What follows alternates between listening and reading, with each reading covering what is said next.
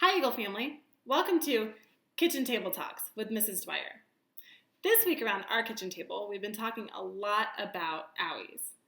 Our almost 3-year-old Charlie is super active, and she loves to play outside and get dirty, and she loves to wrestle her almost 1-year-old sister, Danny, and inevitably, these things result in scrapes and bruises and bumps, and so over dinner at night, she wants to show them all to me and talk about them. So, Mommy, look at this little scratch. Will you pray for it? Mommy, look at this bruise. Will you pray for me?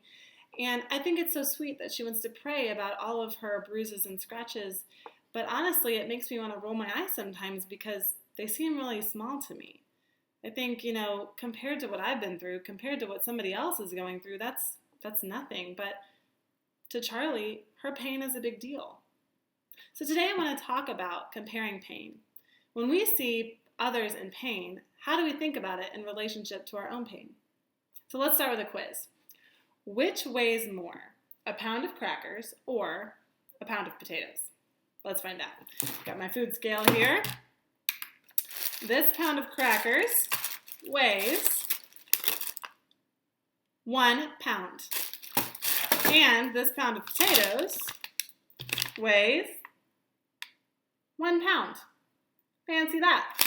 A pound is a pound. Even though crackers look like they should weigh less when compared to potatoes, a pound is a pound. Something else that I find myself weighing often is the amount of pain I'm feeling as compared to the amount of pain other people are feeling. For example, when I'm on social media, sometimes I see other people complain about their lives and their situations, and I think, that's nothing compared to what I'm going through. You don't even know what it's like to be me. Other times I see people going through excruciating pain, unimaginable pain, and I think, wow, what I'm going through is nothing compared to that. How dare I complain?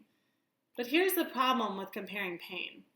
When we see someone else in pain and choose to compare it to our own, we're distancing ourselves from them. We put up a barrier that says, you and I can't understand each other. When we measure our pain as more than someone else's, we isolate ourselves and we choose loneliness. We say, no one knows what it's like to be me. I'm alone in this. When we discredit our own pain because we measure someone else's as greater, we invalidate ourselves and push our pain away. We save it for some other time. This also disconnects us from others because we say, I can't possibly understand what they're going through. But just like a pound is a pound, pain is pain. This is exactly what the devil wants us to do. He wants us to compare because he wants to separate us. He wants to isolate us. He wants to whisper, no one understands you. You can't understand other people. He wants you to think we have nothing in common with each other. He wants you to leave other people in their pain alone and to stay alone in yours. But God tells us the opposite. In Colossians 3, verse 12 and 13, God says to be compassionate and kind and to bear with one another. He says to be gentle and patient with one another. He wants us to connect with each other in the fact that we all share the same human experience. He wants us to look at our pain and the pain of other people and say, wow, I know how pain feels too.